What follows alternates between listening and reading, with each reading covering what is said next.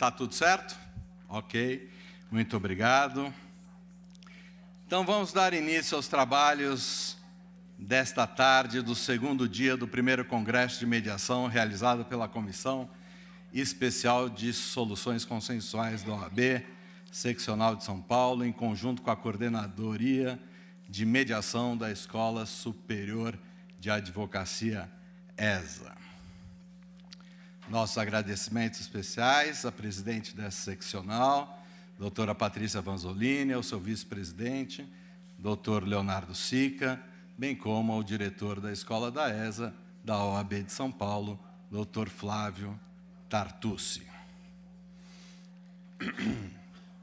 Este primeiro Congresso de Mediação foi organizado e coordenado pela nossa presidente da Comissão de Soluções Consensuais de Conflitos, doutora Fernanda Tartucci, sua vice-presidente e conselheira desta seccional, doutora Célia Regina Zaparoli Rodrigues de Freitas, doutor Marco Antônio Lorenzini e doutora Sandra Regina de Olivan Bayer. Então, dando sequência aqui ao nosso congresso, convido para compor o painel Advocacia e o Poder Judiciário, um diálogo necessário para a solução consensual de conflitos. Então vamos chamar à mesa desembargadora Maria Lúcia Ribeiro de Castro Pisotti, coordenadora do Núcleo Permanente de Métodos Consensuais do Tribunal de Justiça de São Paulo, no PMEC, que está desenvolvendo um excelente trabalho à frente do NUPEMEC. Fique à vontade, não tem lugar definido. Doutora Daldice Santana, desembargadora federal do TRF-3, coordenadora dos Juizados Especiais Federais da Terceira Região.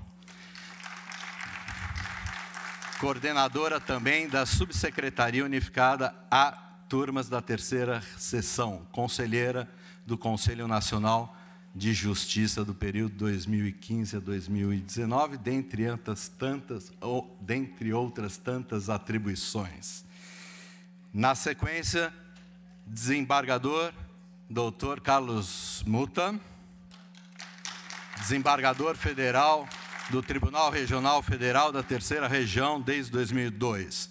Atualmente é coordenador do Gabinete de Conciliação da Justiça Federal da Terceira Região, mestre em Direito e Estado, especialista em Direito Público, graduado em Direito e em Relações Internacionais pela Universidade de Brasília. E também compondo a mesa, doutor Marco Antônio Garcia Lopes Lorenzini, doutor e mestre pela Universidade de São Paulo, onde também cursou especialização em Direito Internacional e se formou. Representa... Bom, aqui nós já falamos bastante do currículo do Marco. Tá ok. A Célia está me informando que o doutor Muta vai querer falar aqui do púlpito. Você fica à vontade, doutor, quando quiser vir. Muito bom.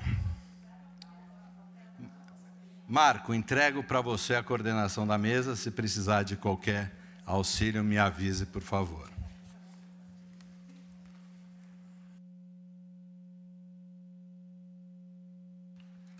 Muito obrigado, José Mangini. Boa tarde a todos. Só um minuto, Marco. Vou pedir para o João Paulo, ali da técnica, marcar 60 minutos ali no nosso reloginho, por favor, que está na frente de todos. Ótima previdência, obrigado.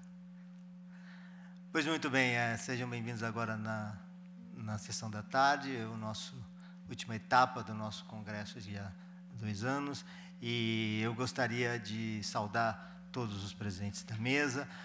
Esse tempo que nós passamos em função da pandemia não cortou totalmente o diálogo, mas o diálogo pessoal é muito melhor do que o diálogo virtual, não é? Então, eu gostaria de dar as boas-vindas a todos os componentes do Poder Judiciário e aqui na Casa do Advogado, e justamente estabelecer esse diálogo tão necessário entre a advocacia, da mediação e também o Poder Judiciário. Eu gostaria, então, inicialmente, de conceder a palavra à desembargadora Pisotti, e ainda mais agradecer-lhe, como os demais, pela presença. Vamos aos trabalhos. Obrigada, doutor Marco, obrigada a todos que estão presentes aqui depois de já 2 dias, né? Quase já seguindo o 2º dia do Congresso, persistem aqui participando. É muito importante, os meus colegas aqui de mesa, Muta, Daldice e Marco, que a gente consiga fazer os debates, né? Eu acho que é disso que se trata, é debater, trocar ideias, democraticamente. Temos que lutar pela democracia, não é nem só todo dia, né? De manhã, à tarde, à noite, debater com civilidade. Então, a proposta do tema é exatamente bem democrática, né? A interlocução do judiciário com a advocacia, que, infelizmente, precisamos ser realistas, não é sempre um mar de rosas, né? Não é sempre cordial, não é sempre franca, não é sempre aberta e não é sempre possível, porque nós, magistrados, e aqui estamos 3 magistrados aqui compondo a mesa, temos essa figura austera do poder e o advogado representa a parte. Então, dentro do processo, nós estamos vivendo ali um personagem que permite pouca interlocução com o advogado. E também não temos a interlocução com a sociedade, que estamos sempre limitados ao que está distrito ao processo. O que não está no processo não está no mundo, o juiz não pode se comunicar, o juiz não pode dar opinião, o juiz não pode, evidentemente, antecipar as suas decisões. Eu estou absolutamente de acordo com tudo isso, embora nem sempre se cumpra no Brasil isso, mas a gente sabe que é a regra que deve ser cumprida. Mas a interlocução só acontece mesmo num único momento que está cada vez sendo mais abduzido pelo sistema. Então, eu quero falar um pouco disso, vou falar da interlocução e vou falar rapidamente de algumas das soluções ou das propostas de soluções que nós estamos apresentando, no caso, como coordenadora do NUPEMEC. Então, boa tarde estendido especialmente à OAB e o meu agradecimento, porque é uma honra, é a 3ª vez nesse ano que eu venho à OAB, isso já é um ótimo sinal. Sinal de que não cansaram de me ouvir, sinal de que não estão de mal comigo e sinal de que a gente não precisa ficar de mal. Eu digo, o Muta e Dal disse, que existe uma adversidade entre magistratura e advocacia que não deveria nunca existir. Às vezes parece que somos inimigos, quando não somos. E vou dizer de novo que essa interlocução é muito necessária para a gente ouvir os 2 lados. Os senhores têm a visão do advogado, a visão do representante da parte, e muito mais a visão da sociedade do que nós, que estamos no Olimpo, determinando de cima para baixo. Quando o assunto é mediação, a gente sai do Olimpo. Essa é a melhor parte. Porque, como coordenadora do NUPEMEC, por exemplo, eu sou hoje gestora, não mantenho a minha função como desembargadora da 30ª Câmara de Direito Privado, sem nenhuma redução de distribuição, diga-se de passagem, porque a atuação é voluntária, plus, mas eu posso fazer essa interlocução franca, aberta e para ouvi-los. E o que eu mais tenho feito é ouvir. Doutoras Fernanda e Célia sabem muito bem disso, porque nós temos nos encontrado até, para minha alegria, com muita periodicidade, e comecei a criar essa interlocução, inclusive as vindas aqui à OAB sempre foram para debates, tanto das mediações condominiais, como num outro tema envolvendo também a mediação, e isso é muito bom, porque a ideia é apresentar o que nós estamos fazendo, dizer que nós não somos donos da razão, dizer que eu tenho muita preocupação em não fazer coisas, porque o tempo de gestão é curto, mas tenho maior preocupação de fazer coisas que não deem certo. A pior coisa de quando se tenta um projeto novo, e ainda estamos falando de mediação como projeto novo, embora a lei tenha do mediador, já tenha mais de uma década, esta remuneração já tem 8 anos, já se comemora o dia do mediador, o Código de Processo Civil já tenha incluído no seu sistema processual a mediação, o que é muito inovador, porque, na verdade, ele abarca ali temas que sequer são temas processuais. Foi muito corajoso o legislador a fazer isso. Nós trabalhamos com mediação já no espectro brasileiro, totalmente expandido, mas ainda é visto como uma novidade.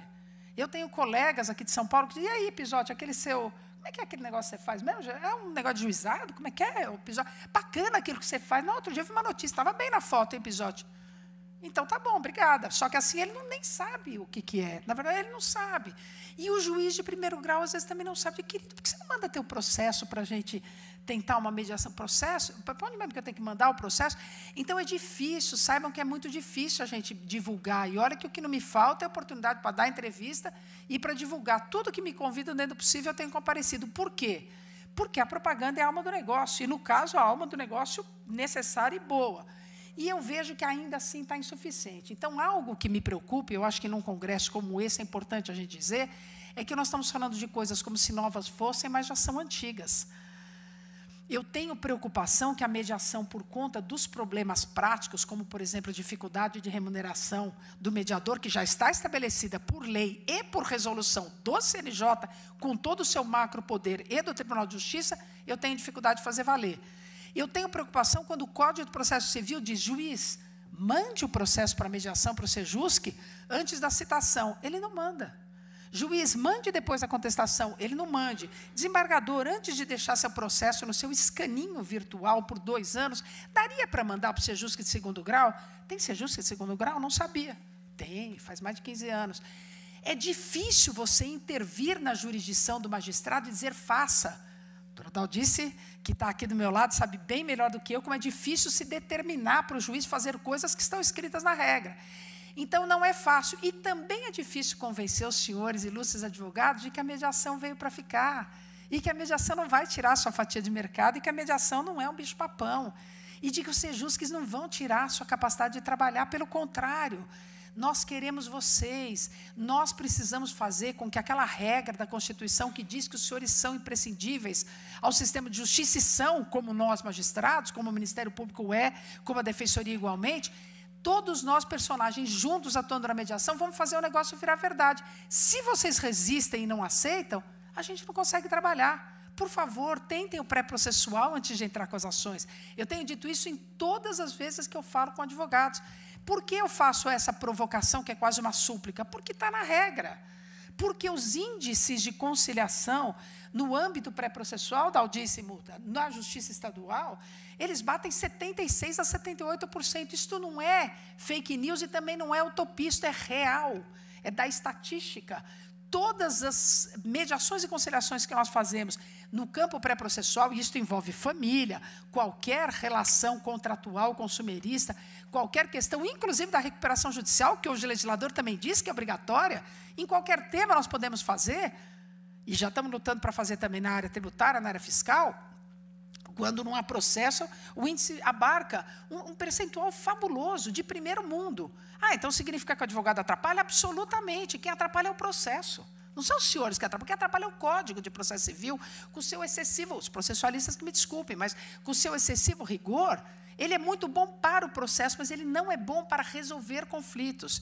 O processo é para decidir, é para dar o trâmite, dar o caminho, e depois a gente dá a decisão judicial necessária, aplicável ao caso concreto, aplicando jurisprudência, súmula vinculante, ou chamada carinhosamente de engessadora, mas é uma necessidade, ou as normas pertinentes, ou a jurisprudência, analisando os fatos concretos e as teses. A mediação é para resolver o problema das partes. Muitas vezes a decisão judicial não só não resolve, como cria um outro conflito, ou 2 ou 3. Conflitos filhotes, que vêm da própria decisão judicial. Então, o que nós queremos é trazer no pré-processual, os Sejuscs estão absolutamente aparelhados. Nós temos aqui em São Paulo, da audiência e multa, sabem disso, 262, se eu não estiver confundindo aqui o número, ou 263, porque estou toda hora ali inaugurando um Sejusc novo, ou seja, quase o interior todo, com a capital, já estão com a sua estrutura montada para Sejuscs virtuais e presenciais. É uma luta a gente conseguir colocar qualquer coisa nova no tribunal. Montar um Sejusc com um funcionário é quase uma revolução interna. E nós estamos fazendo, quando eu digo nós, é toda a equipe, todo o trabalho do núcleo de mediação. Já temos 40 e poucos, até não vou dizer o número preciso, acho que 46 postos vinculados aos Sejuscs, que envolvem, inclusive, a Polícia Militar, que está fazendo um trabalho fabuloso na seara da família, da infância e juventude e do crime, preventivo. Eles fazem a conciliação comunitária e são preparados para isso. Os nossos mediadores, e muitos que estão aqui, que eu estou olhando, porque conheço visualmente, são meus conciliadores, quando eu digo meus carinhosamente, né, meus assim com afeto, que trabalham conosco há anos. Tem gente que está aqui comigo, que faz assim com a cabeça quando me ouve, que está aqui comigo há uma década e não cansou ainda de estar. Olha lá. Porque acreditam nisso e são preparados, capacitados, tem uma exigência alta para eles trabalharem. Saibam, senhores doutores e advogados, que os nossos mediadores não estão lá fazendo favor, não. Eles são profissionais capacitados para isso. O CNJ foi rigorosíssimo na definição das regras. Tem capacitação, tem aperfeiçoamento, e é o que a gente está procurando fazer. Em São Paulo, e eu digo em São Paulo porque isso em São Paulo estava, acabamos de fazer o Fórum Nacional e eu vi que nós temos experiências excelentes. A doutora Célia esteve conosco, aceitou o nosso convite, a doutora Fernanda já esteve conosco nos debates, sabe que nós temos projetos excelentes em São Paulo. Mas temos também no Brasil, cada estado com a sua peculiaridade, como a gente dizia, cada estado tem a sua realidade, está estabelecendo projetos. Mas São Paulo tudo é muito grande, é macro. Então, a gente está testando os projetos em larga escala. Aqui nós não fazemos projetos específicos. Vou fazer neste fórum, vou fazer nesta comarca. Eu sou contra. Eu acho que a gente tem que fazer e fornecer para todo o estado, para que isto funcione em todo o estado, para que não pareça projeto piloto, uma coisa restrita, um mutirão. Eu gosto de fazer uma coisa ampla. Então, nós já conseguimos fazer um projeto específico, eu preciso informar isso, porque acho oportuno. Temos um problema grave com as poupanças, porque, infelizmente, o egrégio respeitável, ilustre, magnânimo Supremo Tribunal Federal, ao qual todos nós temos o dever de respeitar, e vamos respeitar, mas, infelizmente, eles não julgam as questões da poupança e não nos deixam julgar. Nos deram uma situação, nos colocaram numa chamada sinuca de bico, porque nós temos mais de 120 mil processos parados, que nós não podemos julgar, porque está suspenso o julgamento, mas eles também não julgam. O que eu resolvi fazer? Um núcleo temático das poupanças, para a gente fazer uma parceria público-privada, e é importante também registrar, nada no tribunal é feito na sala fechada. Tudo é público, com parceria, com as portarias publicadas, com termos de compromisso assinados com o presidente do tribunal, comigo e com os parceiros. Os bancos se dispuseram a participar dessas audiências, trazendo esses consumidores, no caso, já são os netos, né? Porque todos os poupadores, infelizmente, já faleceram. Então, é o neto, filho, neto, sobrinho, neto, para a gente fazer os acordos. Depois, montamos um outro núcleo temático, eu estou falando bem rapidinho, porque esse reloginho está me perturbando, porque ele está andando muito rápido, eu vou falar mais rápido do que ele. E vou dizer para vocês que o nosso núcleo temático das companhias aéreas foi muito importante, porque no pós-pandemia nós tivemos um verdadeiro boom de ações. Quem está aqui na capital, principalmente na região da Zona Sul, Santo Amaro, também em Barueri, porque também tem o escritório lá, e principalmente Jabaquara, sabe que nós tivemos 30 mil processos, acompanhou certamente até pela imprensa, da noite para o dia o Jabaquara quase quebrou, por causa de processos contra companhias aéreas, porque toda essa malha aérea ficou totalmente comprometida com a pandemia. O que aconteceu com isso? Vamos fazer conciliação, as ações são muito parecidas. O que o consumidor quer? Ele quer ser indenizado. A companhia pode não ser o caso e ela vai ter oportunidade de dizer. Por que eu disse que isto ficou abduzido pelo sistema? Porque o juiz não faz audiência mais.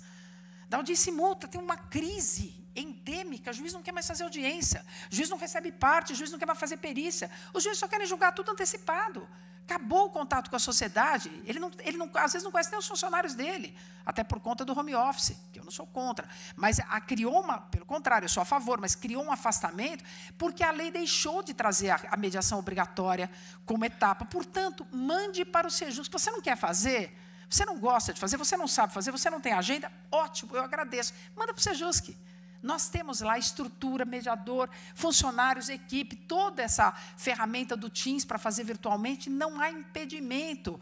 E, com isso, a gente alarga esse espectro dentro do sistema, inclusive nesses dois temas.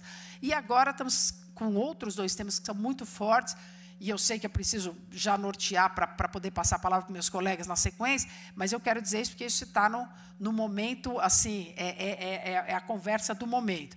Nós vamos lançar aqui em São Paulo, e já vou deixar aqui amplamente feito o convite, a gente vai divulgar, inclusive a vocês, no dia 16 de outubro vai ter, enfim, o lançamento que eu tanto idealizei e prometi do primeiro programa estadual de combate ao superendividamento. A gente precisa fazer alguma coisa para tirar esse país da inadimplência. 71 milhões de brasileiros estão em condição de inadimplência crônica, que é exatamente o que o legislador chamou do superendividado.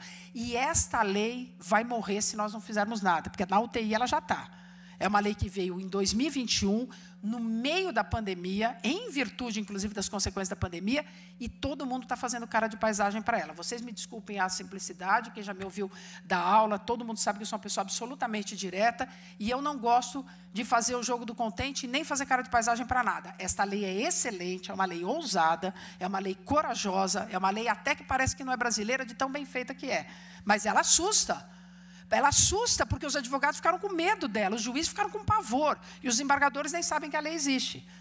É o que está acontecendo. É feio dizer não, é verdade dizer, nós temos que dizer. Esta lei vai se perder, porque o Brasil tem esse problema que todo mundo já me ouviu falar 1000 vezes, da lei que pega e da lei que não pega. Que país pode ter uma lei que pega e uma lei que não pega? O Código de Defesa do Consumidor pegou. A lei de juizado pegou. A tutela antecipada é a melhor revolução que já aconteceu no sistema de justiça. Esta lei pode vir a ser uma das leis mais bem feitas e mais necessárias, mas ela tem que ser usada. Os senhores precisam usar a lei e entrar com os pedidos de superendividamento em favor deste superendividado. Então, para isso, nós estamos criando esse programa estadual com parceria com o Poder Executivo e com todos os agentes da sociedade, da área pública e da área privada, o que significa PROCON, SEBRAE, Associação Comercial, Defensoria Pública, OAB, Ministério Público, vão ser todos parceiros institucionais, além, evidentemente, da Secretaria da Fazenda, da Secretaria de Desenvolvimento, porque vai ser um projeto macro para a gente fomentar o uso da lei pelos dois aspectos. Quer judicializar? Entra com a ação, nós suspendemos e mandamos para o Sejusc. Não quer judicializar, nós já temos o modelo pronto, conseguimos montar isso, vai ser lançado no dia 16, comigo, com o presidente do tribunal, com todos os convidados, vai ser apresentado o nosso formulário que já está pronto, feito com essa robótica, com essa informática toda bacana que tem hoje em dia. O formulário está pronto para qualquer superendividado que não tenha a minúscula ideia de como fazer isso, porque, em geral, eles não sabem nem quem são os credores deles. De tanto que eles emprestam cartão para a cunhada, para o vizinho, para o chefe, eles vão emprestando cartão, vão se endividando, vão se encalacrando, eles já não sabem mais quem são os credores. Então, a ideia, este formulário vai ser de facílimo preenchimento. Nós vamos fazer pelo pré-processual. E por que é importante a parceria? E eu já vou me encaminhar para concluir. Por quê? Quando você faz uma parceria público-privada, você compromete os parceiros, você obriga o parceiro não a fazer acordo, mas a aceitar uma parceria institucional para fomentar a mediação. Então, ele se compromete àquilo. O que diz o nosso termo de compromisso público? Que essas empresas, no caso, financeiras, bancos, inclusive o varejo, grande varejo, eu fiz uma reunião com o varejo, eu fiquei surpresa, todos compareceram, sem exceção, todas as redes de varejo. A última reunião agora é com as empresas, antigas empresas públicas, que são os concessionários de serviço público. Todos eles são os credores em massa dos superendividados, conforme a lei assim define. Nós precisamos, como a lei disse, de todos os credores juntos para fazer este plano de pagamento, o pacto de negociação, e depois entra o PROCON e esses intermediários entre o judiciário e a sociedade, inclusive o SEBRAE, para fazer o tratamento do endividado. Esta lei tem a função, quando a gente diz punitiva, no sentido de que ele tem que pagar a dívida, e preventiva de novas dívidas. E ali há todo um compromisso. Se isto for julgado, esta lei vai morrer. Ninguém vai conseguir receber essas contestações, fazer esses saneadores, fazer essas audiências. Não vai, porque não está fazendo. Já 2 anos e meio de lei, ninguém fez. Então, o que a gente quer é dar este formato. Preparamos os mediadores, abrimos um curso na IPM. Em 2 dias, tinha uns 900 inscritos, que era o limite do TINS. Tivemos que fechar as inscrições. Por quê? Porque os nossos mediadores vão se preparar para trabalhar. Mas eu preciso que os advogados e os seus prepostos também se preparem. Não é um trabalho mais para a gente aceitar o advogado sentar lá, olhar para o mediador e falar, olha, quanto tempo? 3 minutos, 4, porque tem acordo aqui, viu? Onde é que eu assino? Aqui você vai pôr na tela? Tá, então pode pôr aí que eu já concordo, não tem acordo, tchau. É o que continua acontecendo se os senhores advogados e os prepostos das empresas não se prepararem para trabalhar na mediação. E eu não preciso que vocês sejam mediadores, mas eu preciso que vocês se preparem para trabalhar na mediação. Eu não aceito mais, como coordenadora do PMEC, ter esse tipo de postura das partes que chegam sem saber o que estão fazendo lá, com o advogado terceirizado, com o preposto contratado do escritório de preposição. Isso não funciona. Isso acaba com o nosso sistema de mediação. O sistema é bom, as regras são ótimas, nós precisamos da qualidade. E o último projeto que vai ser lançado, se o fôlego ainda permitir, mas nós vamos fazer ainda antes dessa gestão desse nosso presidente terminar, é com os planos de saúde. Foi um desafio, porque o sistema de planos de saúde está na iminência de sofrer um impacto financeiro grave. Todo mundo que lê jornal está acompanhando isso. Estadão mesmo fez uma matéria, que eu fiquei, aliás, muito satisfeita e até enaltecida. Eles deram uma página. Eu dei entrevista para eles, pensei que fosse sair uma notinha, porque notícia ruim sai assim, né? Notícia boa sai pequenininha. Deram uma página no jornal de segunda-feira do Estadão, há uma semana, sobre essa matéria, que as informações eu concedi na entrevista. É um projeto específico, então será um núcleo da saúde privada, com todas as empresas de saúde que quiserem assinar esse termo de compromisso, de novo, parceria público-privada, onde nós não estamos pedindo nada, apenas o compromisso de preparar os seus advogados, os seus prepostos e estudar o caso. Ele tem que saber qual é o caso. é questão de reajuste, é questão de faixa etária, é do espectro autista, são as sessões de psicologia, é a internação, é a cirurgia, é a clínica que foi excluída, ele vai estudar o caso. Nós vamos fazer a conciliação com este preparo. Então, esse projeto faz o compromisso e traz a qualidade. Então, hoje nós estamos num tempo, não de falar de mediação como se fosse novidade, mas de falar da qualidade da mediação e da conciliação. Temos tudo, temos a OAB agora apoiando como corporação, como instituição, e a gente precisa disso, precisa que a OAB nos ajude a convencer os ilustres advogados de que nós não somos inimigos e de que a mediação e a conciliação não vão tirar o ganha-pão, nem com aquela decisão que veio do CNJ, que assustou muito. Não precisa ter advogado, mas qual é a novidade? O CNJ só disse que já está na regra desde sempre. Ora, eu sou magistrada há 35 anos, cansei de fazer audiência no antigo rito sumário, que o sujeito vinha lá devedor, por causa da colisão de veículo, devedor de condomínio, ele não tinha nem dinheiro para pegar o ônibus para ir no fórum, como é que ele ia ter dinheiro para advogado? Eu sinto muito, mas vocês não podem trabalhar de graça. Se ele não tem dinheiro e quer fazer um acordo, por que eu não vou fazer o acordo na vara, com o processo de papel? Fazia o acordo dele com o advogado dele do condomínio. Nunca houve impedimento, a lei sempre permitiu. Então, o que o CNJ disse agora, não disse nada além do que está na regra. Se ele não puder ter advogado, ele não terá, mas se tiver, é muito bem-vindo. E se a OAB e a Defensoria quiserem nos colocar os advogados ativos, palmas para a OAB e para a Defensoria, vou adorar, porque quanto mais tiver advogado, melhor a qualidade do trabalho. Então, os senhores são todos muito bem-vindos, nós temos que trabalhar juntos, e só juntos é que nós vamos conseguir o melhor resultado em prol da mediação, da conciliação e as melhores estatísticas. Ou a gente muda esse sistema de justiça, ou o sistema de justiça vai falir, junto com muitas outras coisas que no país já estão despencando. Nós precisamos fazer esse país se reerguer. E uma das formas de reerguer a economia é melhorar o sistema de justiça e pôr a mediação para funcionar, para valer. Obrigada.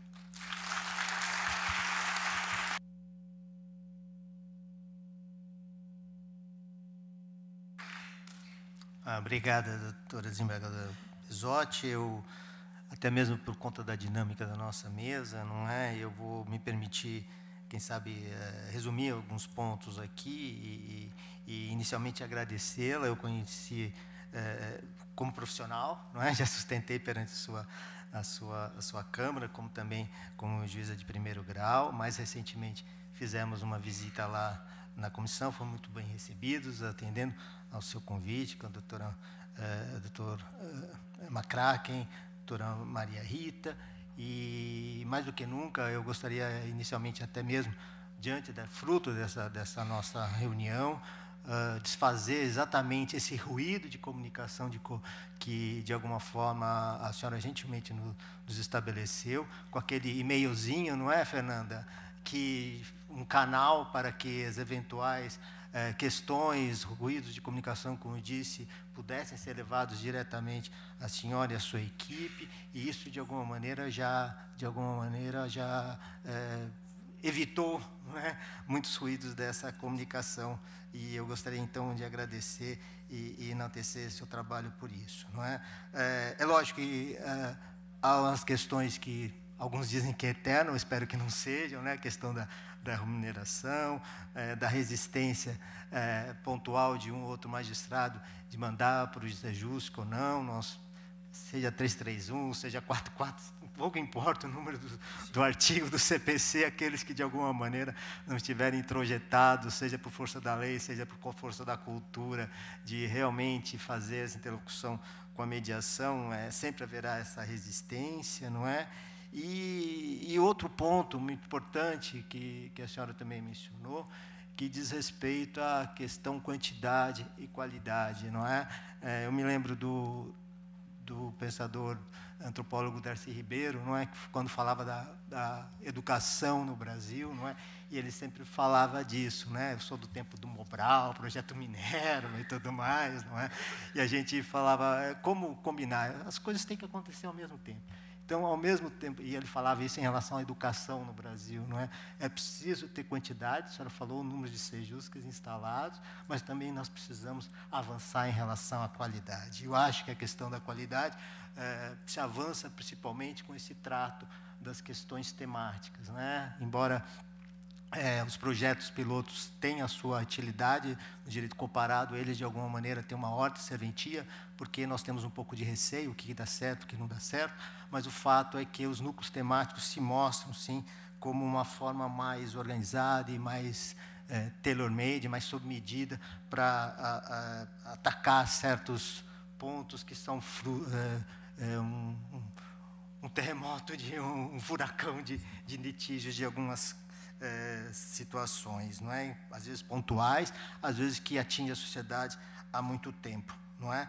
E, para isso, a questão da participação é fundamental, não é? E, na sua exposição também, a questão de chamar todos os atores é muito importante, e o fato da advocacia também estar presente sempre é fundamental. E, por fim, a questão sempre espinhosa e ordem do dia da participação, né? Não posso deixar de me pronunciar a respeito, e já tive a oportunidade de falar em outras oportunidades. A questão do advogado, mais do que nunca, é a questão da informação, do esclarecimento. Ou seja, o que preocupa a advocacia, eu acho que deve preocupar toda a sociedade brasileira, é o fato que aquele que se apresenta perante um mediador, perante um advogado, um juiz, não está devidamente informado a respeito, não é? Não saber das suas questões. Imagina uma questão de prescrição e ele não saber que eventualmente ele está negociando. Ele pode até, de alguma forma, decidir por fazer aquele acordo, ele pode eventualmente até avançar no que quiser, mas a questão da informação técnica é fundamental a respeito, e isso que eu acho que, de alguma maneira, põe a nossa posição e a nossa preocupação, não do ponto de vista corporativo, de espírito de corpo, mas sim como fator determinante para a boa justiça, não é? Então, esse aspecto que eu acho que está por detrás, ou à frente, ao lado, seja lá onde for, dentro dessa questão da facultatividade ou não do advogado. Mas eu agradeço muito e seja sempre bem-vinda aqui na nossa comissão e aqui na OAB.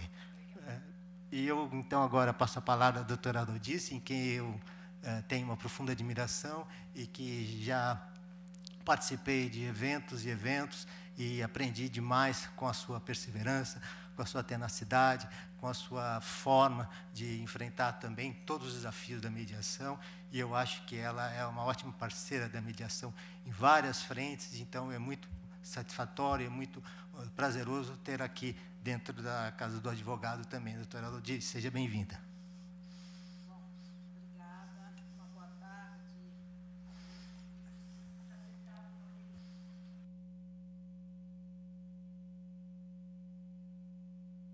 Aqui. Pronto. Boa tarde a todos e a todas, né? Eu cumprimento a minha mesa, que já tivemos uma prévia fora, então eu vou me liberar de fazer isso.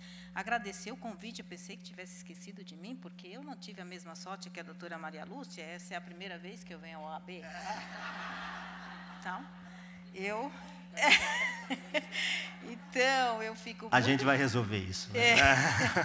Eu fico muito feliz de estar aqui, porque eu sou fruto de uma trajetória de vida nesses meios consensuais, ainda quando se pensava que eu gostava de conversar e não de trabalhar.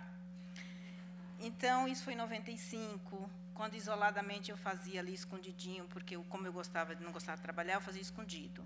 Depois, aquilo, de certa forma, cresceu, fui convidada para ser coordenadora em 2004 do programa de conciliação, que hoje o MUTA é titular, né? Depois, também por esse trabalho, eu acabei me credenciando aí ao CNJ, e lá eu coordenei a Comissão de Acesso à Justiça e fui presidente do Comitê Gestor. Fui dura com o problema da capacitação, não com as pessoas. Embora muitos tenham dito que eu fui com as pessoas, mas eu fui com a capacitação, porque isso é atuar com qualidade.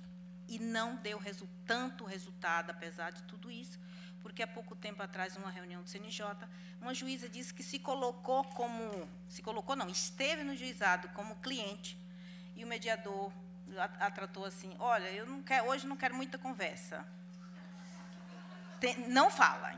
Eu estou cansada, já fiz nova audiência, então, por favor, me economizem. Então, isso surgiu, despertou, o FONAGEF vai tratar disso e tal. Mas é isso, essa é a realidade. Isso não é atuar com qualidade, isso não é mediação, isso não é conciliação, isso não é nada, tá?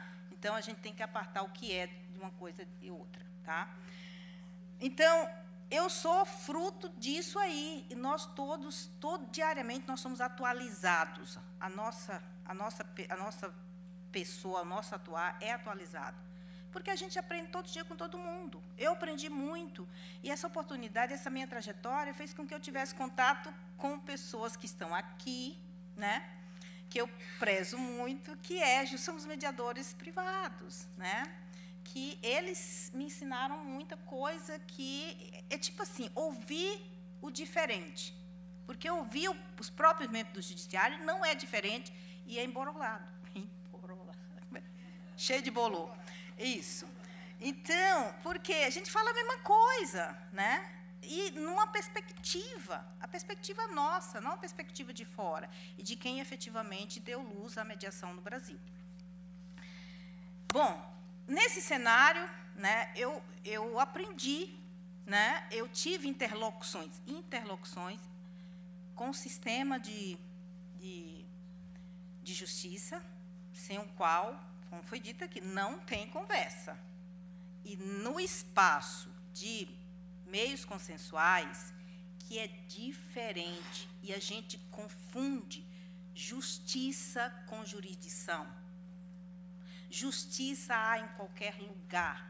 Jurisdição, o judiciário diz o direito. Então, nós confundimos diariamente os papéis, né? Então, também essa fala não é minha, é emprestada, tá? de um americano, Mark Gallagher, que ele diz: onde encontramos saúde? É só nos hospitais? Faz esse paralelo. Pronto, fez. Onde encontramos história, ciências, né? É só fazer esse paralelo para distinguir a nossa função da outra. O judiciário, nessa área de gestão, ele faz justiça. Então, ele pode interagir com todo mundo. Né? Ele pode ser informal. Ele pode dialogar. Ele pode receber não, que a gente não está acostumado a receber não, e a gente precisa. Eu preciso da advocacia. Eu preciso do Ministério Público. Eu preciso da Defensoria Pública. Eu preciso do cidadão que vem até mim. É tudo eu preciso, na primeira pessoa, com muita ênfase. Né? Então, formular pedido para a OAB, formular pedido para a advocacia pública, é o que eu faço toda hora. Tá? E não tem medo de ouvir não, porque depois, né, eu processo e faço o pedido de outra forma. Eu não desisto, né? Então, às vezes é muito direto, né? Não deu certo. Eu vou no indireto, dá certo, né? Então, nesse cenário, eu fui convidada para ser coordenadora dos juizados especiais federais. Na primeira reação minha, sempre eu digo não, porque eu tenho que vender caro o meu serviço. Por quê? Eu não assumo cargo pelo cargo, para ser coordenadora. Eu assumo para trabalhar. Para isso, eu tenho que formar equipe. Então, eu pergunto, o que eu vou ser? Esse Bruno disse que falou alguma coisa que eu falo. O que eu vou ser e o que eu sou? Né? Aí, o que eu vou ser como representante. E o que eu serei, e o que eu vou, e que eu serei, o que eu sou, o que somos, é a instituição, o cargo, a função que eu vou exercer.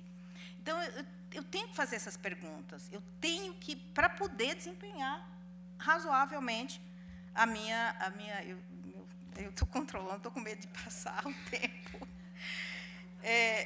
A gente fica ansiosa pelo tempo. Então, eu fui coordenadora, eu fui convidada para ser coordenadora e falar, não, você pode formar a sua equipe. Eu falei, ótimo. Né? E aí, é claro que eu formei equipe com alguns colegas e tal, né? Conversei com o Bruno, ele falou, então, só precisa saber que ele não vai ter horário, né, para trabalhar com a senhora e tal. Ou seja, isso quer dizer trabalho análogo a escravo, Bruno? Então, eu fui com essa consciência de que eu tinha que ser moderada. Não chamei o Bruno dessa vez, mas ele está lá, lateralmente. Então, coordenar. primeiro, o que é coordenar no judiciário? Que sempre a gente chega para lá porque pode estar invadindo, né, e o lugar do outro, porque é um lugar que ela colocou, né, é um lugar que todo mundo tem um espaço separadinho, não é interrelacionado, né? Então, qual é a melhor definição de coordenar que eu tomei para mim? Aquela que define com uma capacidade de harmonizar, de integrar tarefas diferentes e recursos diferentes para um objetivo. Então, 51 juizados, como é que eu vou coordenar isso, né? Eu fui na resolução que criou a coordenação de 2004, feita sob medida para mim, em 2004. Tá? Olha que ela diz que cabe a coordenação emitir normas para estruturação, organização, funcionamento e padronização de procedimentos, inclusive no sistema informatizado dos juizados, que hoje é PJE. Eu falei, é mesmo? Então, nós deixamos o SIGEF, que era um sistema processual virtual, mas espelhando o processo físico, de caixinha. Então, você movimentava manualmente os processos. O PJE tem uma outra filosofia, é fluxo, é trilho, como uma fábrica. O produto corre. Se você tira do trilho, o advogado aí vai arcar com as consequências, porque o processo volta lá para trás, lá para o final. Como pedir, o processo está concluído, pedir, por exemplo, antecipação de tutela do processo concluído. É loucura! Porque o processo sai, vai lá, começa tudo praticamente, claro, não no ritmo da instrução, mas é um recomeço. Então, tenha cuidado com o que pede, tá? No processo eletrônico. Então, aproveitando essa filosofia, vamos construir fluxos, né? Porque, antes disso tudo, fora esse cenário de coordenar, eu cheguei e não tinha uma situação confortável, porque a gente tinha impacto da mitigação da competência delegada, que para São Paulo foi arrasador. Por quê? Porque a gente tem um maior número de processos. E foram tudo para o juizado. Nada foi para as varas, foram todos para os juizados. Nós tínhamos a mudança de sistema, SIGEF para PJE. Nós tínhamos o problema da emenda constitucional, que alterou o prazo, e os advogados queriam urgentemente o seu precatório, e aí teve o ataque hacker, eu não tinha sistema. Guerra completa. Eu falei, gente, quais são as nossas maiores necessidades? Levantamento. Levantamento, levantou. Nós temos isso. Interlocução com a OAB, interlocução com o Ministério Público, interlocução.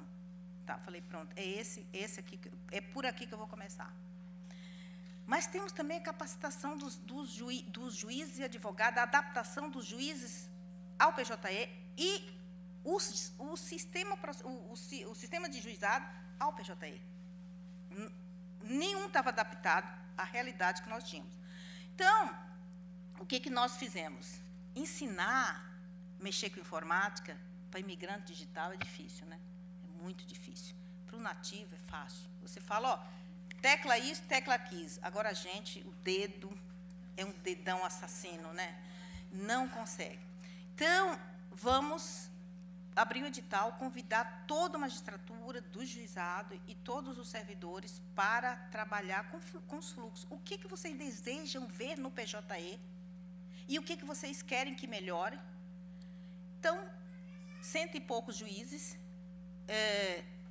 se inscreveram nesse edital e nós passamos a construir fluxos.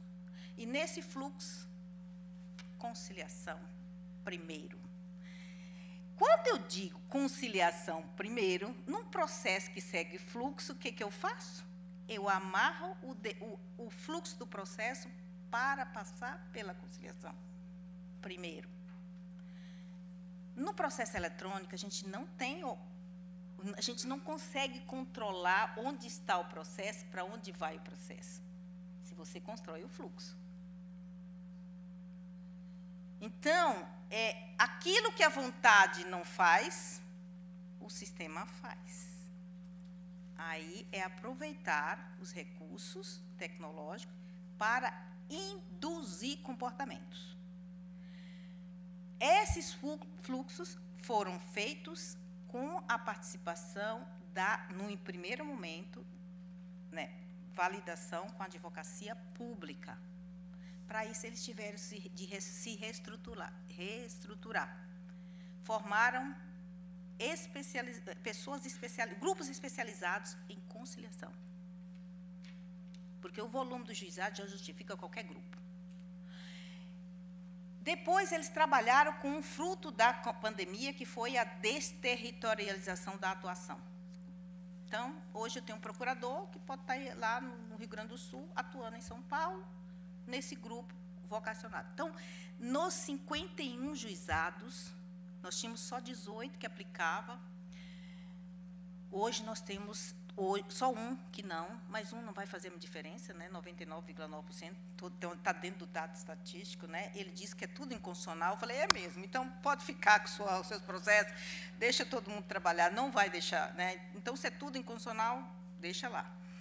Então, eu tenho todos os juizados. No primeiro momento, nem todos aplicaram. Aí, todo mundo gosta. Vamos fazer ofício para mandar, porque não está. Eu falei, nada disso. Chama esses que não aplicaram para a gente ver o que der. Gente, eu divulguei um fluxo. O que está acontecendo? Foi. Eu estava em inspeção, outro eu estava viajando, outro eu estava em férias. Não tinha... Ou seja, falha de comunicação só. Não era má vontade e tal.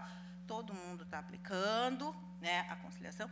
E esse tipo nós estamos chamando de conciliação passiva. Eu não preciso de audiência, eu preciso da matéria fática produzida para gerar, para encaminhar também para a advocacia pública.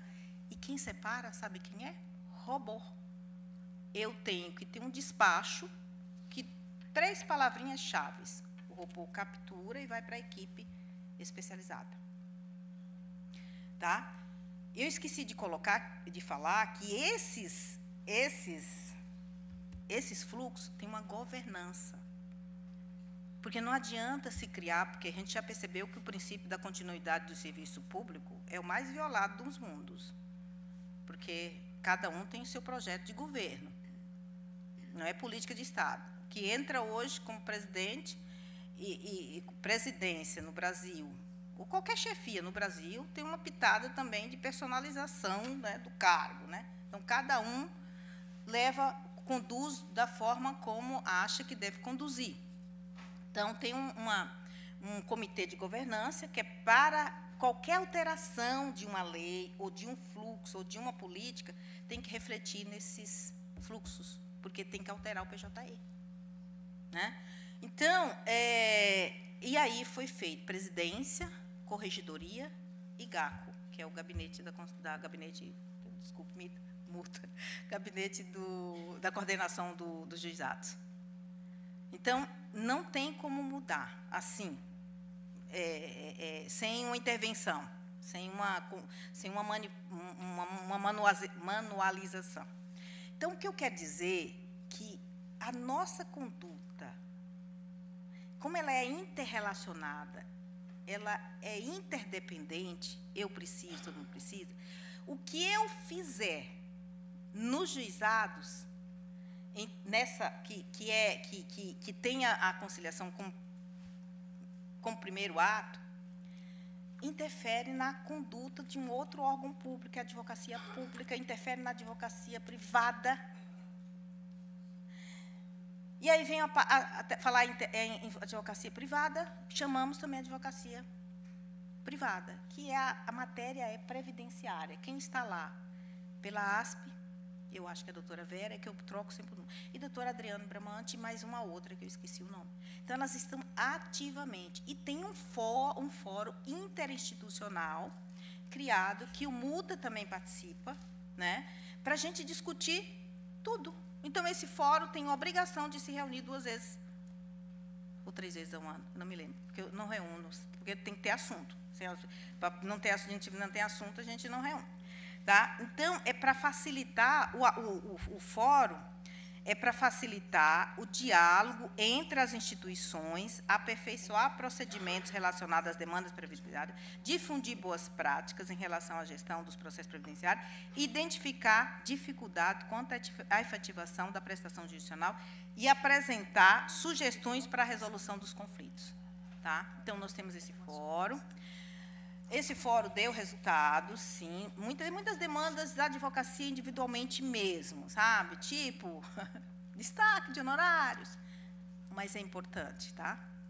Às vezes, alguns não entendem, fala que a demanda, como é que é? De categoria? Demanda corporativa. Mas se a gente está brigando para o mediador ser remunerado, porque sem remuneração não se pode falar em profissionalização.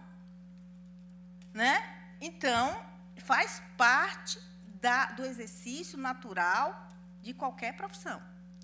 Né? Então, tem isso. Questão do precatório, tudo. Né? A questão do precatório, para vocês terem ideia como não conversar. Bem fala, Marco. Não conversar. Já deu? Já. Então, deixa eu falar só 5 minutinhos. Perdão, multa. Só para dizer para vocês o seguinte, que fora essa conciliação, nós estamos trabalhando com um negócio jurídico processual, que mesmo na área pública, nós temos resultado de 40%, 2 pilotos, nós vamos ampliar para todos os juizados, né, todos os juizados vão passar a adotar, que é a produção da prova pelo advogado. Tá? Então, o que eu quero dizer para os senhores é que há um espaço, e tudo isso é construído com diálogo, e participação da advocacia pública e advocacia privada. Aí vamos falar, como é que filma, como é que vai filmar, como é que vai produzir, quais são as perguntas básicas, tudo isso está no tutorial. Tá? Então, agora, a proposta é fazer um evento, e no qual a gente faz um workshop, alguma coisa assim, para os advogados se ambientarem nessa modalidade. Está vendo? Eu não tinha dado, não, viu? Eu tinha medido aqui, agora que deu. Ah, Marco, está comendo meu tempo. Bom, gente, é isso. Não dá tempo para falar tudo. Eu tenho um monte de coisas aqui para dizer o quanto a gente evoluía em termos de interlocução. E o que eu quero dizer para os senhores é o seguinte: nós, judiciário, na missão de construir justiça, de fazer justiça, não de dizer o direito. Dizer o direito eu não vou falar porque é muito particular. Nós precisamos de todos, tá? Principalmente dos advogados, principalmente de todos os profissionais, inclusive os mediadores, os conciliadores e Ministério Público, todos, tá? E é isso. Obrigada, gente.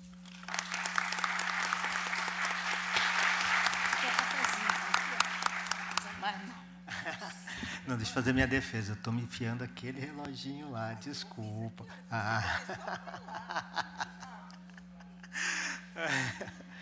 É típico da mediação, perspectivas diferentes, relógios diferentes. Muito obrigado, doutora Daldice. Agradeço as suas palavras em relação à questão da diversidade. Lembrou o texto clássico de Mark Galanter, né? A justiça está em toda parte, muito importante isso.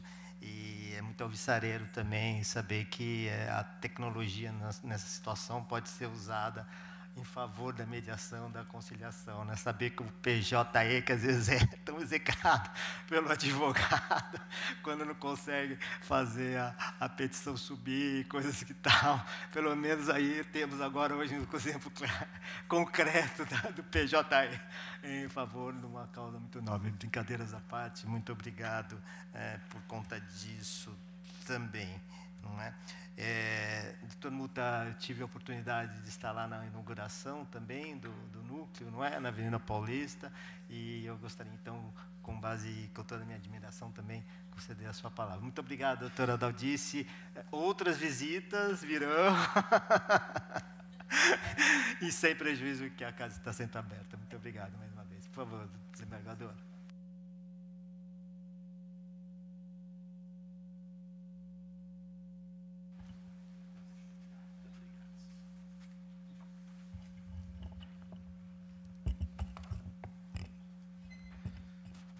Boa tarde a todos. Eu estou falando aqui de pé porque eu tenho um hábito de disfarçar melhor o nervosismo de pé do que de sentado. E também a gente sempre traz um acompanhamento para não se perder, né, na fala e nem desfocar demais. Bem, como a gente nunca sabe o público que a gente vai falar, as circunstâncias todas, então a gente sempre faz um direcionamento mais formal. Então, me perdoe se for formal demais, mas também essa é a primeira oportunidade que eu venho à Casa dos Advogados, né? Então, a gente sempre tem a cautela de ser o mais formal possível. Na segunda, a gente já começa a ser um pouco menos formal. Bem, eu gostaria inicialmente de cumprimentar os integrantes da mesa, na pessoa inicialmente do professor Dr. Marco Antônio Garcia Lopes Lorenzini, que está na condução dos trabalhos desta mesa, também com a ilustrada presença da desembargadora Maria Lúcia Pisotti, que é a coordenadora do NUPEMEC, nosso Tribunal de Justiça do Estado de São Paulo, a desembargadora Daldice Santana, que é a coordenadora dos Juizados Especiais Federais do Tribunal Regional Federal da Terceira Região. Eu juro para os senhores que nós não combinamos nada de fala, mas acabamos, pela própria natureza da coisa, falando as mesmas coisas no sentido de defender as mesmas ideias. Então, eu vou tentar dar um improviso de falar um pouquinho diferente para parecer que é algo inédito. Mas, na verdade, nós estamos falando a mesma linguagem, o que não deixa de ser bom e importante, porque facilita a conexão de sentido e conteúdo e de esforços realizados em várias instâncias, em várias instituições diferentes. Isso é muito bom.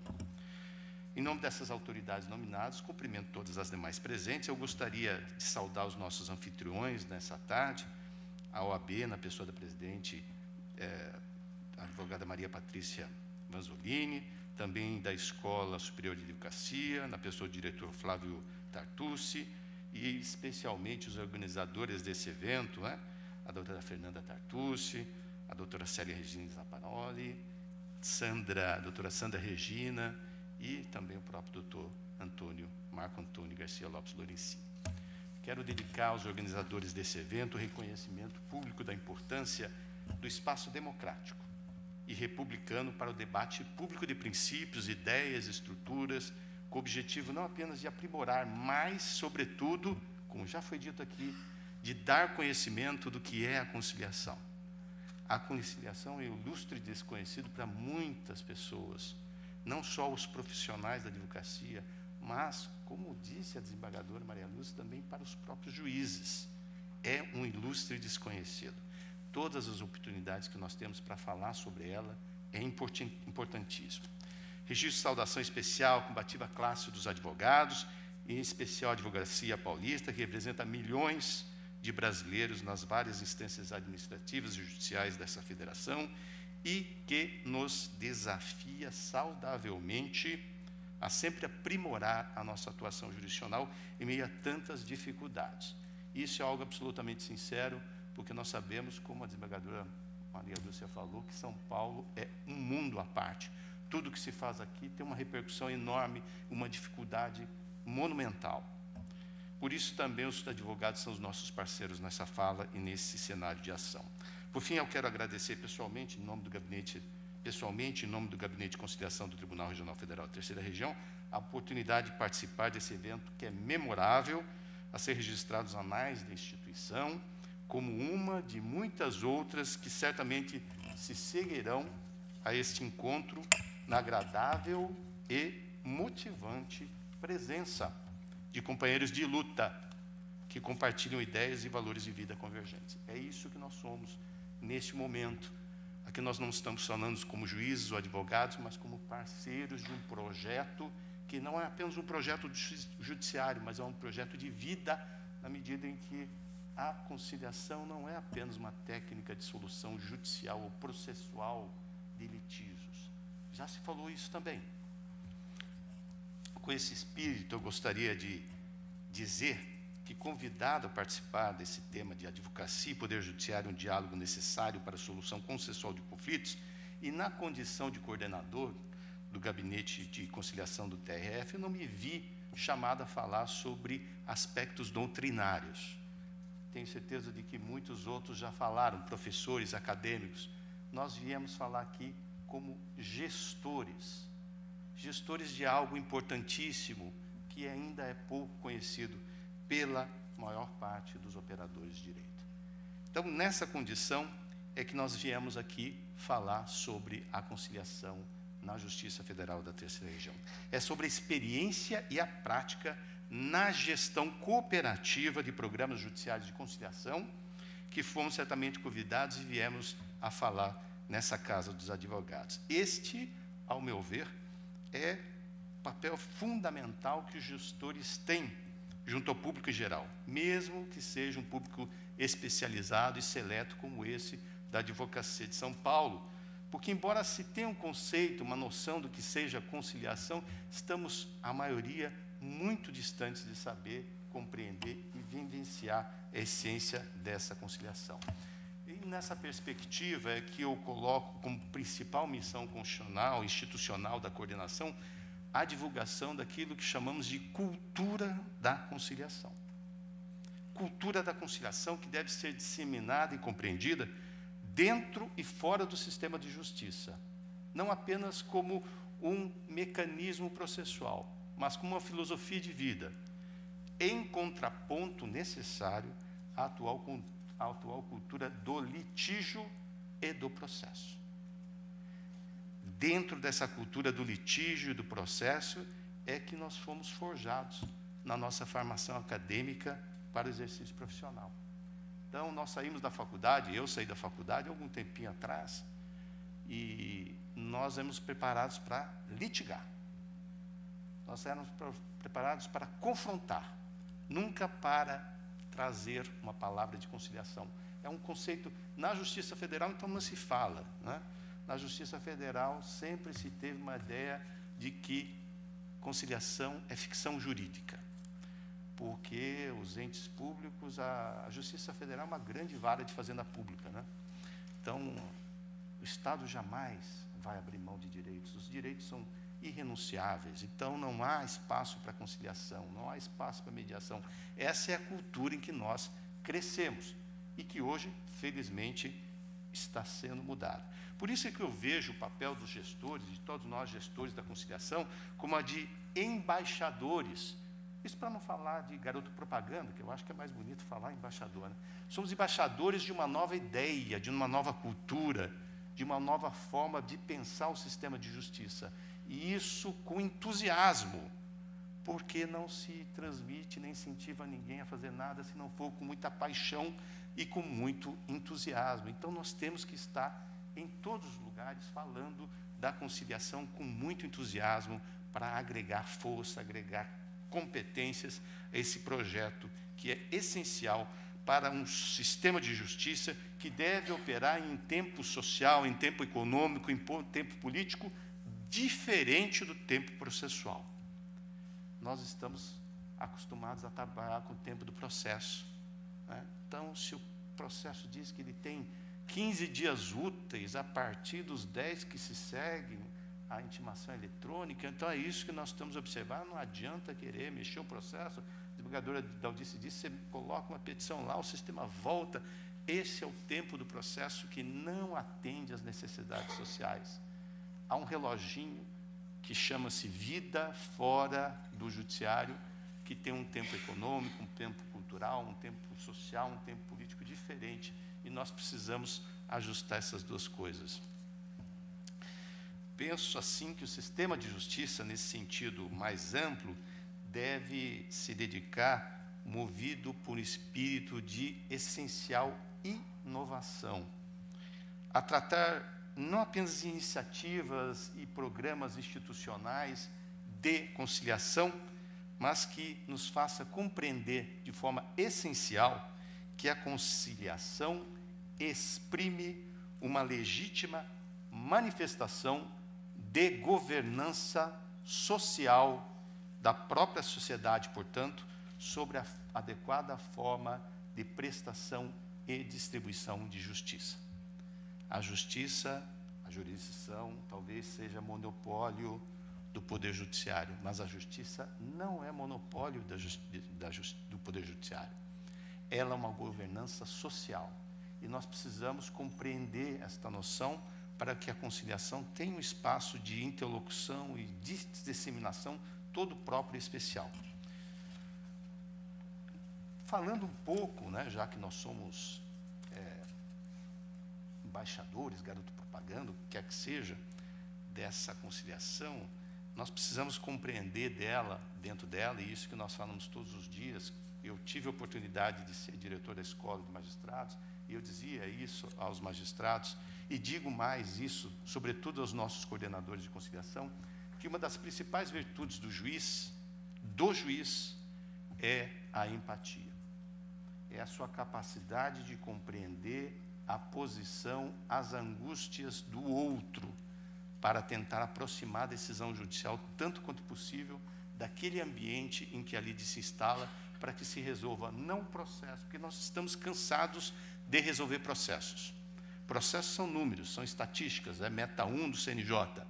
Litígio é outra coisa. Então, nós precisamos aprender a resolver lides e conflitos, e não processo. Os juízes, infelizmente, na maioria das vezes, preferem resolver processos. Não mandam processos para a conciliação, porque é mais fácil sentenciar. Sim, é mais fácil sentenciar, sentença gera estatística, mas não resolve o problema, não resolve a lide e causa, muitas vezes, processos filhotes. A desembargadora falou para nós exatamente isso. Por isso que eu estou dizendo para vocês, nós não combinamos nada. Estamos falando a mesma linguagem porque esta cultura da conciliação tem bases sólidas e o sentimento por trás dela é exatamente esse de uma certa intranquilidade com o sistema formal de justiça como opera-se hoje. E eu posso até dizer isso porque eu tenho quase 30 anos de judicatura e só vim conhecer a conciliação há 2 anos atrás. Então, eu sou um recém-convertido, não é? E veja...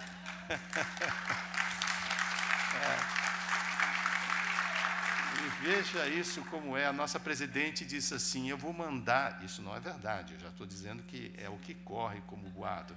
Elas vão mandar o processualista mais formal, mais xiita para coordenar a conciliação.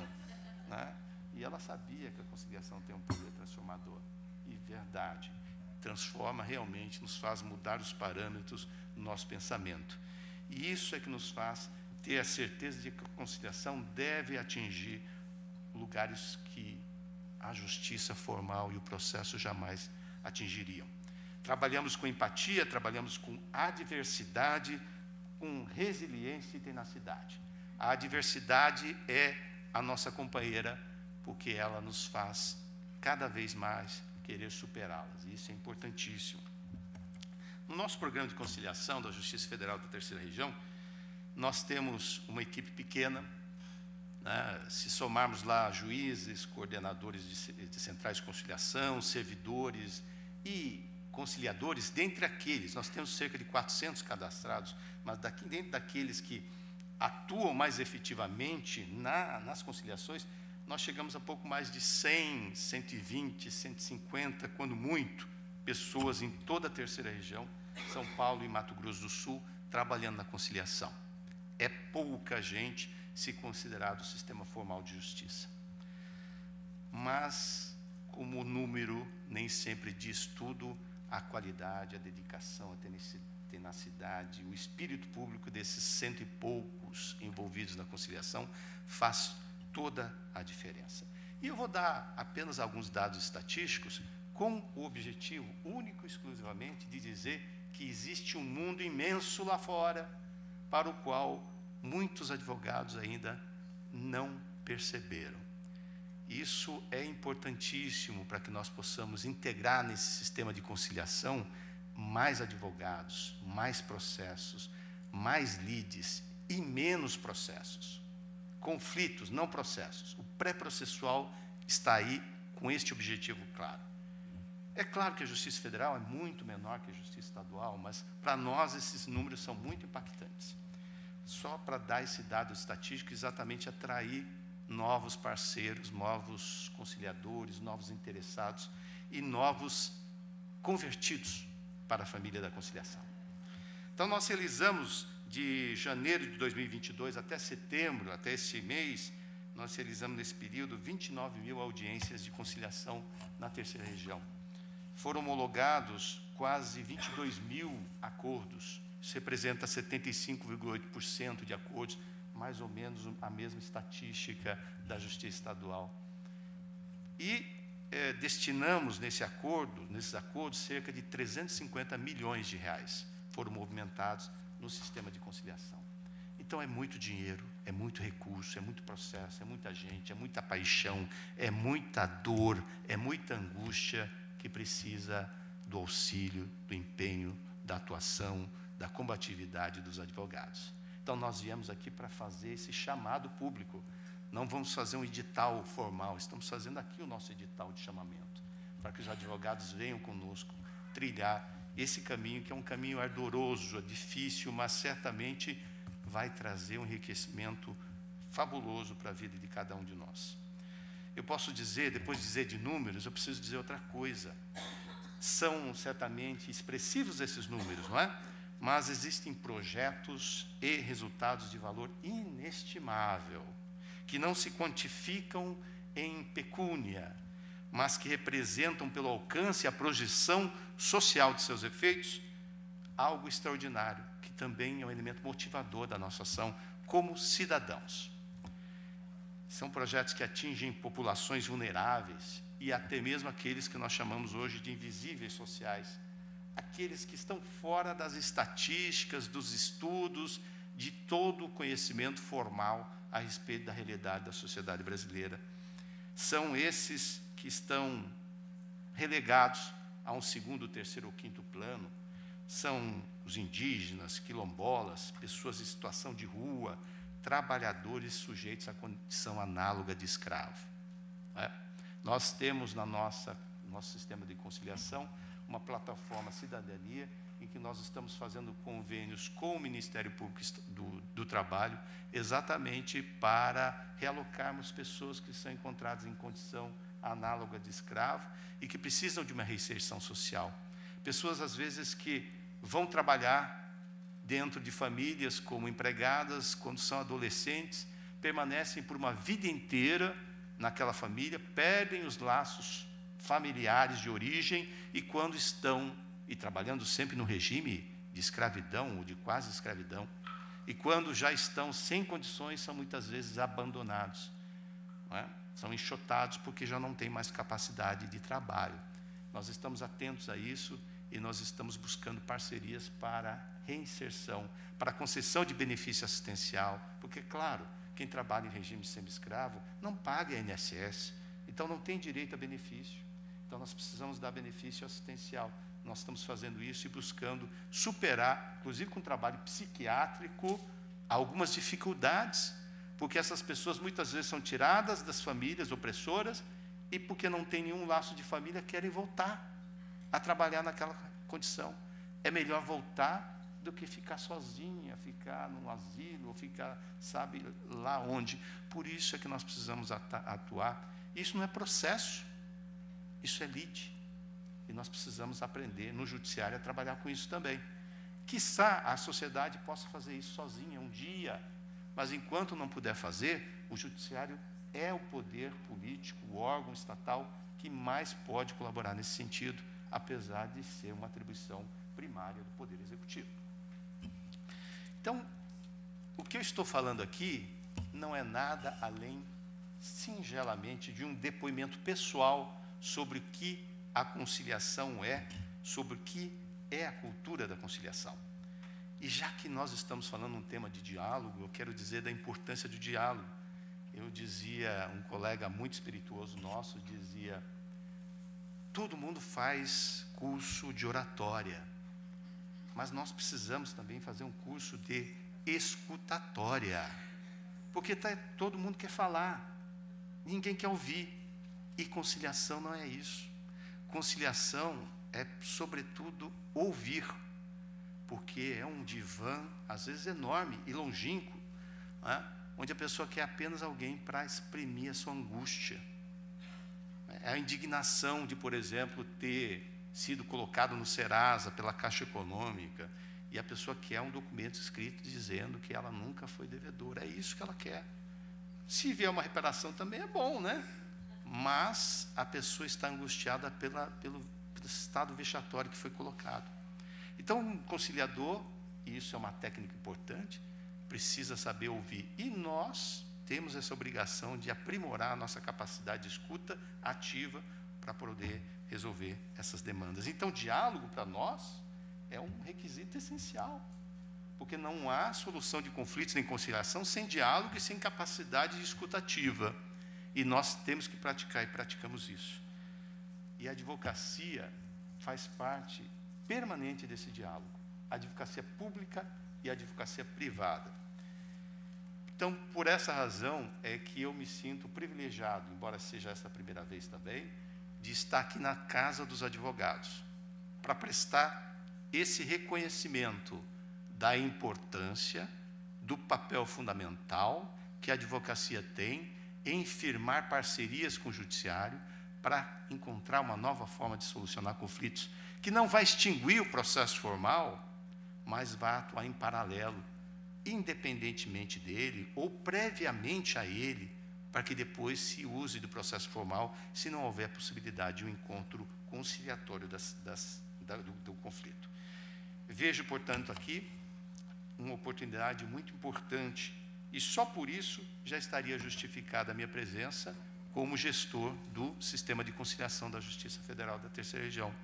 Mas eu não venho apenas como gestor, eu venho com a alegria pessoal de participar com a comunidade de pessoas jovens, pessoas talentosas, abnegados, e eu digo isso sem nenhum risco de querer ofender a nossa classe masculina, mas a gente vai aos gabinetes de conciliação e centrais de conciliação, e os nossos conciliadores, nós tiramos fotos, e de vez em quando aparece um homem ali perdido, né? E a gente percebe que a conciliação tem realmente uma cara feminina, porque ela é, sobretudo, uma capacidade de comunicação, de interação, é sentimento, sobretudo, não é? É isso, é instrumental fabuloso para resolver problemas. E isso é uma constatação. Professores já dizem que mais da metade dos alunos hoje são mulheres, não é? E essa realidade é impactante. A justiça está se tornando feminina. E isso é bom, não é? Não é ruim. E a conciliação, não está se tornando, já é, né? Então, eu sou mesmo uma exceção dentro desse quadro.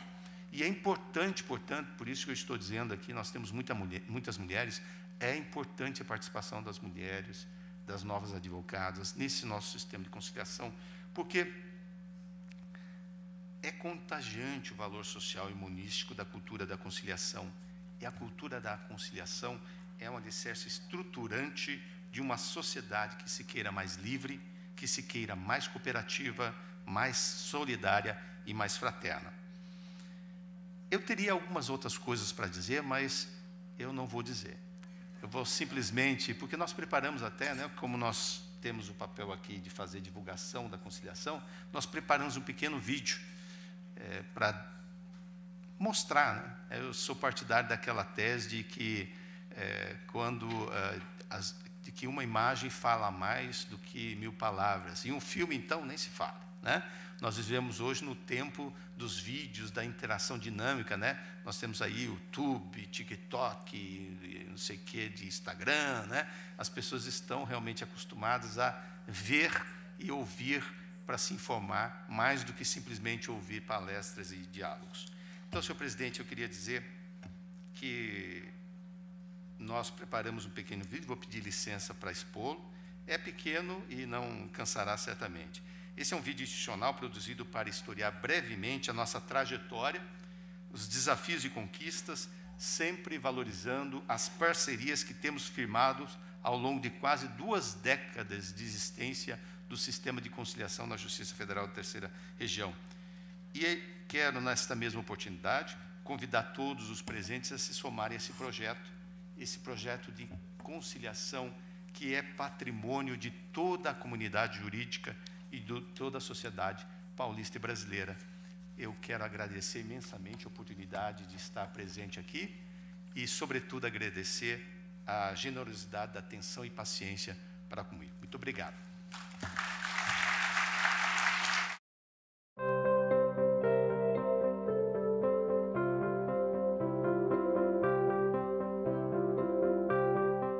O Gabinete da Conciliação do TRF3 foi instituído em 2005 de forma provisória, antes mesmo da Resolução número 125 de 2010 do Conselho Nacional de Justiça e do novo Código de Processo Civil, que estruturaram a justiça multiportas no Brasil e estabeleceram o conceito de justiça conciliativa.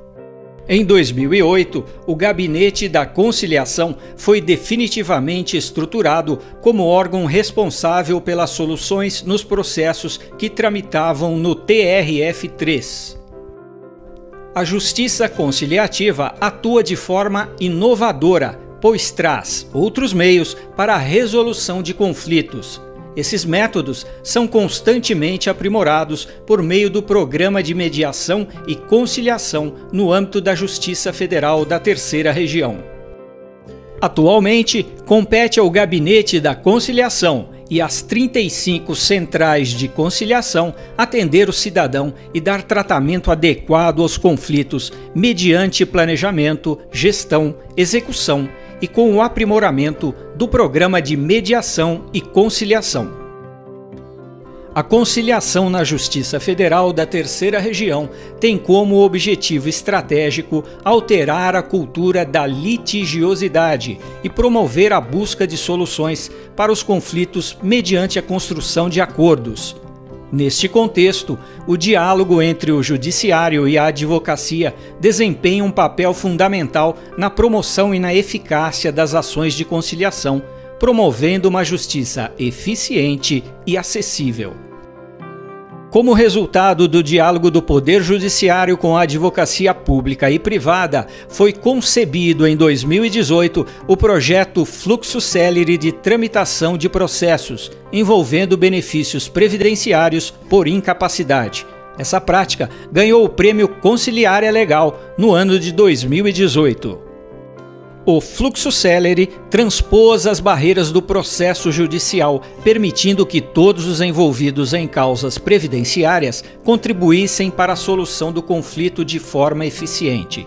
O INSS e o Poder Judiciário estabeleceram fluxos simplificados, com foco na conciliação, excluindo atos desnecessários e definindo atos uniformes. Com isso, o INSS conseguiu absorver e dinamizar a implantação de benefícios.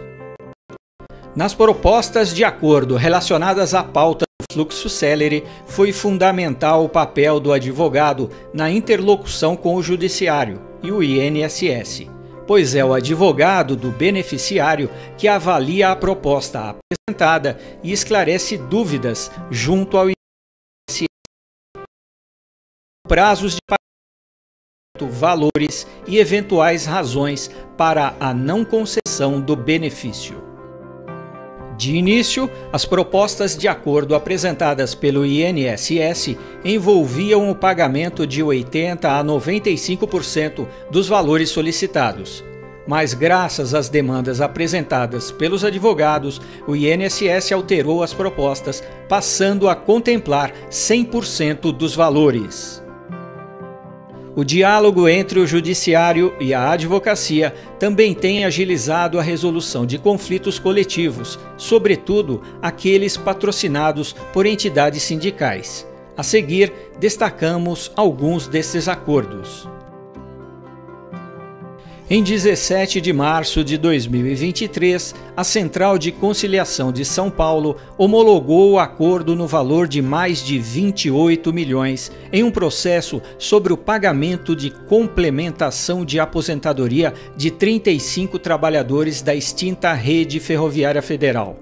Esse processo entrou na Justiça Federal de São Paulo em 1986. O caso perdurava há décadas, mas graças à política de conciliação foi possível construir um canal de diálogo direto entre as partes e os advogados, pondo fim a esse extenso conflito. Em 18 de dezembro de 2021, a mesma Central de Conciliação homologou acordo entre a Advocacia Geral da União e o Sindicato dos Servidores e Trabalhadores Públicos em Saúde, Previdência e Assistência Social no Estado de São Paulo. No acordo, foram beneficiados 2.097 servidores, totalizando um montante de mais de 150 milhões de reais. Outra grande parceria que vem trazendo excelentes resultados é o acordo realizado entre a Associação dos Advogados de São Paulo e o TRF3. Essa parceria tem possibilitado a atuação de mediadores, integrante dos quadros da associação, para atuar em demandas complexas, em conjunto com o Gabinete da Conciliação.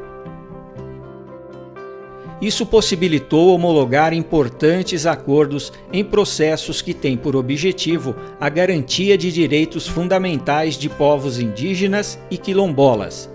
Como exemplo, destacamos o acordo garantindo a permanência provisória da comunidade indígena Paranapuã no Parque Estadual Xixová-Japuí, unidade de conservação de proteção integral localizada em São Vicente. Outro exemplo dessa parceria foram os acordos parciais realizados em processo ajuizado em 2018 pela Defensoria Pública do Estado de São Paulo. A ação tinha como objetivo o reconhecimento de uma área de 3.368 hectares situadas dentro do Parque Estadual da Serra do Mar, em Ubatuba. Em 2022, foram firmados e homologados 3 acordos parciais que resultaram na revisão do microzoneamento do parque e também um plano de manejo referente à área atualmente ocupada pela comunidade quilombola. Os acordos resultantes possibilitaram a construção e reforma de casas para a comunidade, garantindo o direito constitucional à moradia e às tradições culturais, trazendo a resolução de uma controvérsia que ocorria há 14 anos. Todas essas práticas demonstram que o diálogo entre o judiciário e a advocacia é fundamental para o gerenciamento eficaz dos conflitos, além de ser um norteador para aprimorar o funcionamento dos órgãos do sistema de justiça, contribui para a construção de um sistema judicial mais justo, eficiente e acessível para todos os envolvidos. Incentivar e facilitar essa comunicação entre o Poder Judiciário e a advocacia pública e privada é de fundamental importância para o funcionamento adequado da justiça.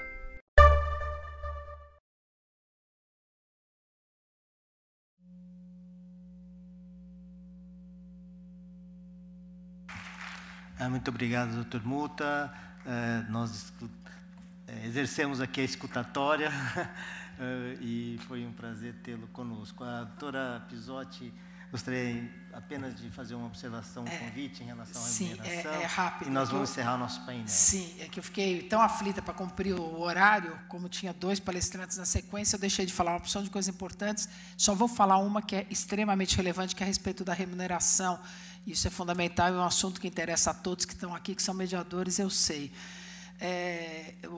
Quando essa ideia de mediação por leis separadas, porque isso já estava na Constituição, no Código, nem precisaria, mas para fomentar, começou, veio muito depois da prática que já estava sendo feita. Então, nós montamos o primeiro setor de conciliação do Brasil em São Paulo, e eu tive essa felicidade de poder ser coordenadora, também era um trabalho voluntário, com o qual, até depois, eu acabei sendo premiada com o Prêmio Novário, ou seja, o setor de conciliação ele é precedente ao CNJ.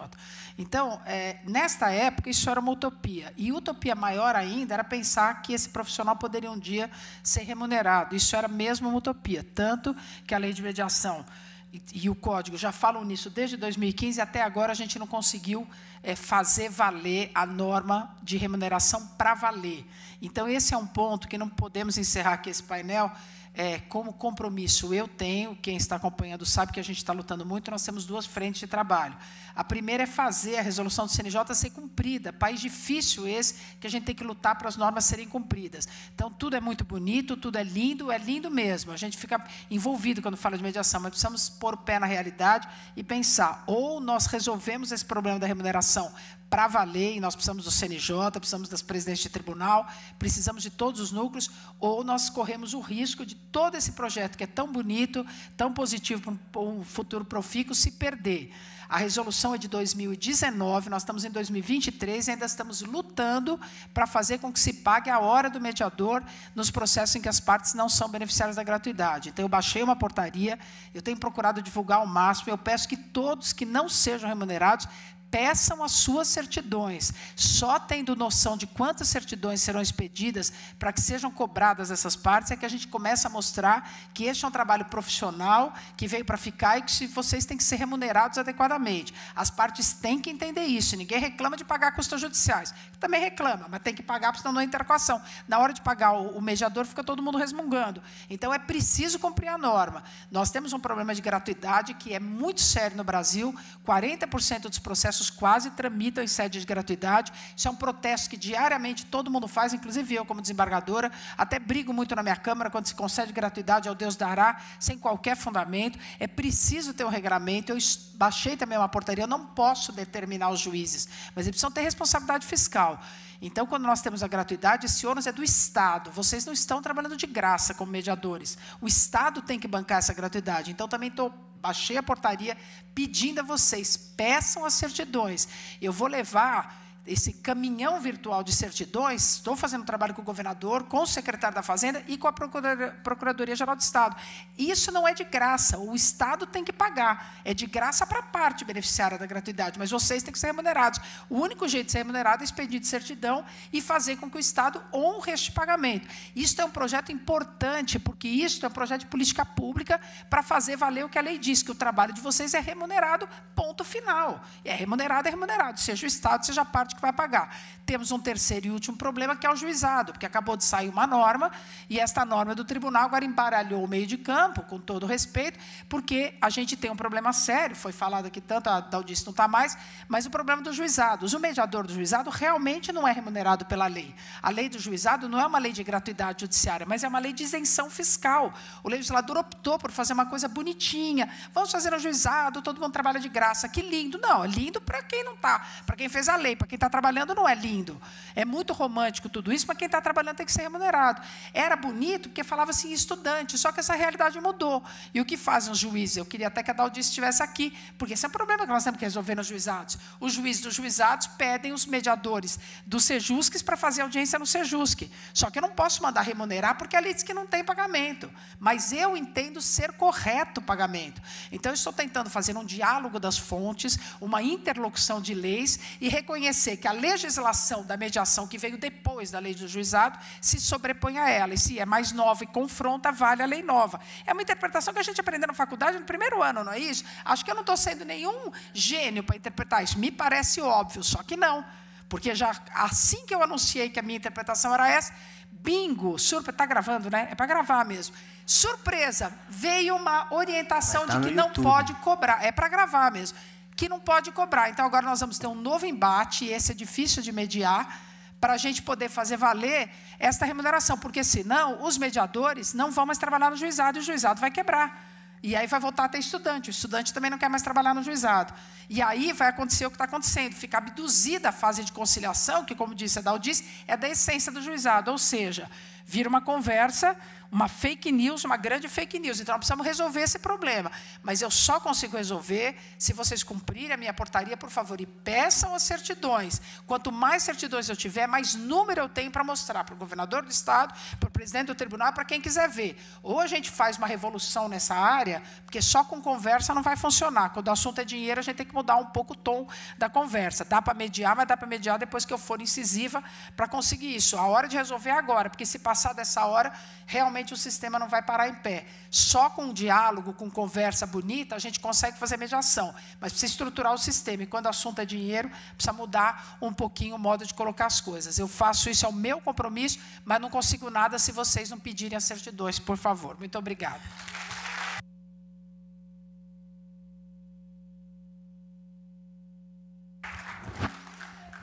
Muito obrigado. Vamos para o próximo, Zé Mangini. Obrigado.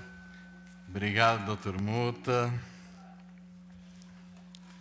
Doutora Daldice, que já se ausentou, e a doutora Maria Lúcia, acho que vivemos aqui, devemos cumprimentar a organização desse primeiro congresso, um momento, quem sabe, histórico aqui.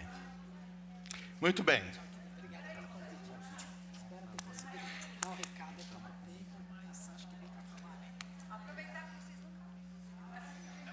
Vamos fazer esse registro oficial. Olha o fotógrafo. Fernanda, fotógrafo oficial aqui, para a gente registrar esse momento histórico aqui. Uma palestra de uma riqueza profunda, num tema relevante.